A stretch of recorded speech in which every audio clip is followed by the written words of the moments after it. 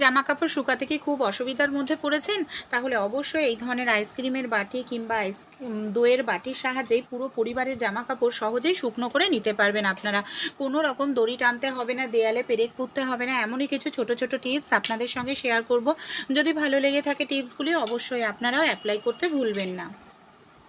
কাঁচি আমাদের প্রত্যেকের বাড়িতেই থাকে, আমরা কোনো কিছু কাটার জন্য ব্যবহার করে থাকি। অনেক সময় দেখা যায় কাঁচির ধার চলে যায়, আমরা বাজার থেকে গিয়ে কাঁচিটাকে ধার করিয়ে নিয়ে আসি, না হয়তো নতুন করে কাঁচি কিনে নিয়ে আসি। কোনো রকম টাকা পয়সা খরচা করতে হবে না, বাড়িতেই আপনারা খুব সহজে কাঁচির ধার করিয়ে নিতে পারবেন। যে নুন আমরা খেয়ে থাকি বন্ধুরা, সেই নুনের মধ্যে কাঁচিটাকে দিয়ে আপনারা এইভাবে কাটিং করতে থাকুন 1 থেকে 2 মিনিটের জন্য। 1 থেকে 2 মিনিট কাঁচিটাকে কাটিং করে নিলেই বন্ধুরা দেখবেন যে কাঁচির ধার চলে গেছিল সেই ধারটি আবার আপনারা সহজেই ফিরে পাবেন। এখানে আমি 2 মিনিট মতো কাটিং করে নিয়েছি। এবার আমি কেটে দেখাবো আপনাদের। দেখুন, যে পেপারটি সহজেই কাটতে পারছিলাম না সেই পেপারটি এখন কত সহজেই আমরা এখানে কেটে নিতে পারছি। ভালো লাগলে আইডিয়াটি ট্রাই করে দেখবেন।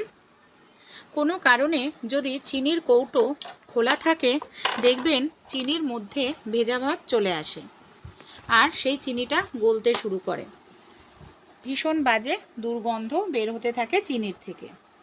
এরকম সমস্যা যদি হয় যে চিনি ভেজা ভাব চলে এসছে, গলতে শুরু করেছে, তাহলে আপনারা কি করবেন, চিনির মধ্যে আর ভেজা ভাব আসবে না বা শুকনো ঝরঝরে হয়ে যাবে। এর জন্য ছোট্ট একটি কাজ আপনাদের এখানে করতে হবে। আমাদের বাড়িতে যে বিস্কুট থাকে, বিস্কুট টুকরো করে নিন, চিনির মধ্যে বিস্কুটের টুকরো এইভাবে দিয়ে দিন। বিস্কুটের টুকরোটা দিয়ে 2-3 মিনিটের জন্য চিনিটাকে রেখে দিন। দেখবেন যে চিনির মধ্যে ভেজা ভাব চলে এসেছিল, বিস্কুট সেই ভেজা ভাব চুষে নেবে, এমনকি চিনিটা আপনাদের একেবারে ঝরঝরে হয়ে যাবে।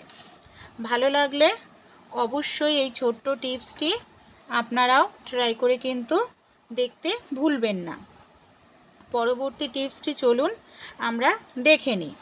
আমাদের বাড়িতে যেই ধরনের রুমাল থাকে বন্ধুরা, কম বেশি আমরা প্রত্যেকেই ব্যবহার করে থাকি। এই ধরনের ওড়না বা বড় বড় রুমাল। তো এখানে আমি একটি ওড়না নিয়ে নিয়েছি, যে কোনো একদিকে এইভাবে ওড়নাটাকে ভালো করে গুটিয়ে নেব। একটি গার্ডার লাগিয়ে নিচ্ছি। পুরনো ওড়না, পুরনো চাদর ব্যবহার করতে পারেন। এবার এটাকে আমরা কি কাজে কোথায় ব্যবহার করব চলুন তাহলে দেখে নিই। আমাদের বাড়িতে যেই ধরনের পাখা থাকে, অনেক সময় কি হয় দেখবেন পাখাটাকে খোলা রাখলে ধুলো ময়লা পড়ে যায়, আবার আমাদের পাখাটাকে পরিষ্কার করতে লাগে। তাই আপনাদের পাখায় ধুলো ময়লা লাগবে না, পরিষ্কার করার কিছুদিন পর পর প্রয়োজন পড়বে না। যদি আপনারা বাড়িতে না থাকেন তখন কি করবেন, এইভাবে পাখাটিকে পুরনো ওড়নার সাহায্যে ঢেকে দিন। দেখুন, কোনো রকম সেলাই ছাড়া, কাটিং ছাড়াই আপনারা এখানে কত সুন্দর একটি কভার তৈরি করে নিতে পারছেন। এইভাবে কভার তৈরি করলে পাখাটা আপনাদের পরিষ্কার পরিচ্ছন্নও থাকবে আর পাখাটা কিন্তু নোংরাও হবে না। তাই আইডিয়াটি ভালো লাগলে অবশ্যই আপনারাও অ্যাপ্লাই করবেন। আর এইভাবে রাখলে দেখুন দেখতেও কতটা সুন্দর লাগছে পাখাটিকে। চলুন তাহলে পরবর্তী যে আইডিয়াটি আছে আমরা দেখে নিই। আমাদের বাড়িতে টমেটো সস আমরা কম বেশি প্রত্যেকেই খেয়ে থাকি। টমেটো সস শেষ হয়ে গেলে প্যাকেটটাকে ফেলবেন না। প্যাকেটটাকে আমি ধুয়ে নিয়ে এর মধ্যে আমি পুরো প্যাকেট ভরে জল ভরে নিচ্ছি। এবার এই প্যাকেটটাকে কোথায় কি কাজে আমরা ব্যবহার করব চলুন তাহলে দেখে নিই। ঢাকনাটাকে আমি বন্ধ করে নিলাম। ডিপ ফ্রিজের মধ্যে 15 থেকে 20 মিনিটের জন্য টমেটোর সসের প্যাকেটটাকে রেখে দেব। এতে কি হবে, যে জলটা রেখেছিলাম সেটা বরফ হয়ে যাবে। তাহলেই কিন্তু আমাদের কাজকে সহজ করে দেবে, পয়সাও বাঁচাবে। চলুন কি কাজে লাগাই দেখে নিই। আমাদের অনেক সময় চোট লাগে, মুচকা লাগে, ব্যথা পায়, ডাক্তাররা বরফ সেঁক দিতে বলে। আইস প্যাক প্রত্যেকের বাড়িতে থাকে না, তাই আইস প্যাক যদি না থাকে টমেটো সসের খালি প্যাকেটের মধ্যে জল ভরেই আপনারা আইস প্যাক হিসাবে কাজে লাগাতে পারেন।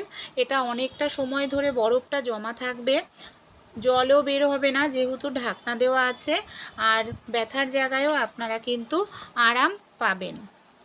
প্রেসার কুকারে কখনো তেলের ব্যবহার করেছেন? রান্না করতে গেলে অনেক সময় দেখবেন সিটি না উঠে এইভাবে খাবার বেরোতে থাকে, খাবার নষ্ট হয়। অনেক সময় আমরা বুঝতে পারি না, জল বেশি দিয়ে বা দেখা যায় খাবার কোনো কারণে আমাদের সিটির জায়গায় আটকে যায়, যার কারণে এই সমস্যাটি দেখা দেয়। তাই আপনারা কি করবেন, প্রেসার কুকারে যখন কোনো খাবার বসাবেন, সিটির যে জায়গাটা আছে সিটির জায়গাটাকে আপনারা সামান্য পরিমাণে তেল, যে কোনো তেল আপনারা সিটির জায়গায় এইভাবে দিয়ে দিন। তেলটা দেওয়ার কারণে কি সুবিধা হবে, যে খাবার যদি সিটির জায়গার ভেতরে ঢুকে যায় খুব সহজেই কিন্তু মানে খাবারটি বের হয়ে যাবে স্লিপ কেটে, এর ফলে সিটিটাও কিন্তু সহজেই উঠবে।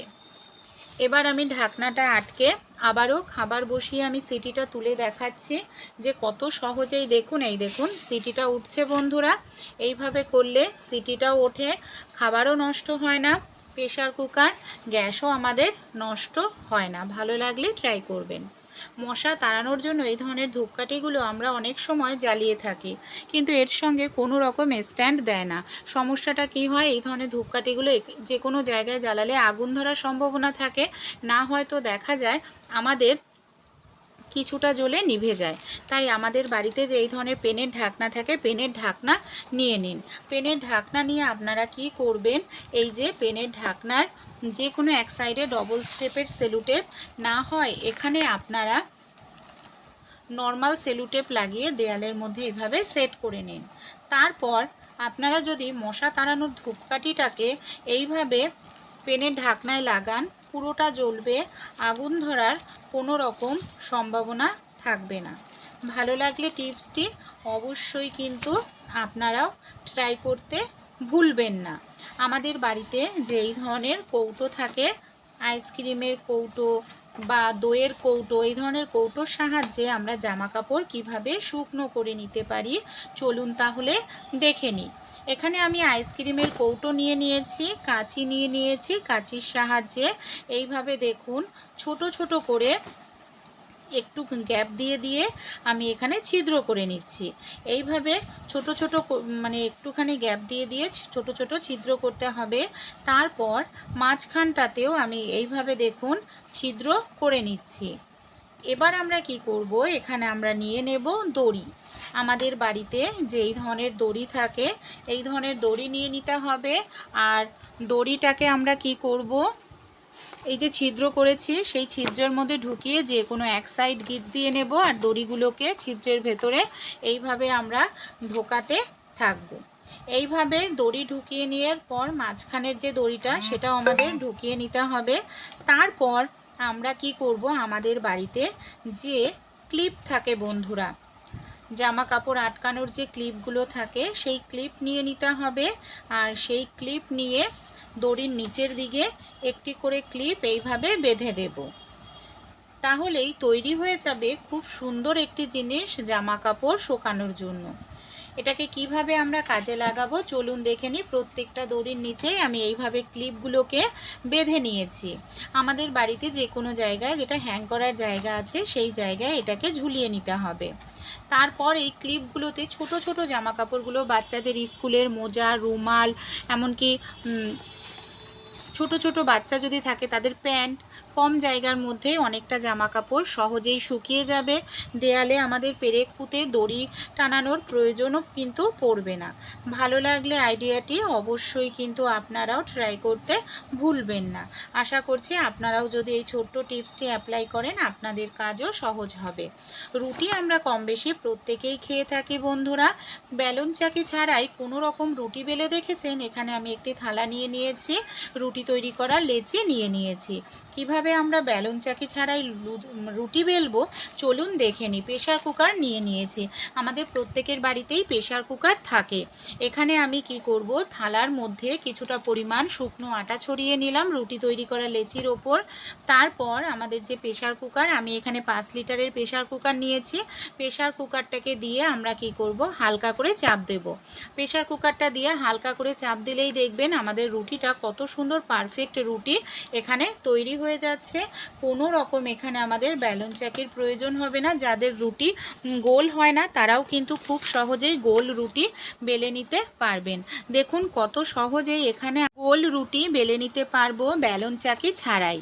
তাই ভালো লাগলে টিপসটি ট্রাই করবেন। রুটি মেকারে যেরকম রুটি তৈরি হয় ঠিক সেরকমভাবেই এখানে কিন্তু রুটিটা তৈরি হবে। আরও বড় করতে চাইলে আবার একটু চাপ দেবেন, দেখবেন আরও বড় রুটিও আপনারা তৈরি করে নিতে পারবেন। ছোট ছোট আইডিয়াগুলি কেমন লাগলো আপনাদের কমেন্ট করে জানাবেন। যদি ভালো লেগে থাকে অ্যাপ্লাই করতে ভুলবেন না।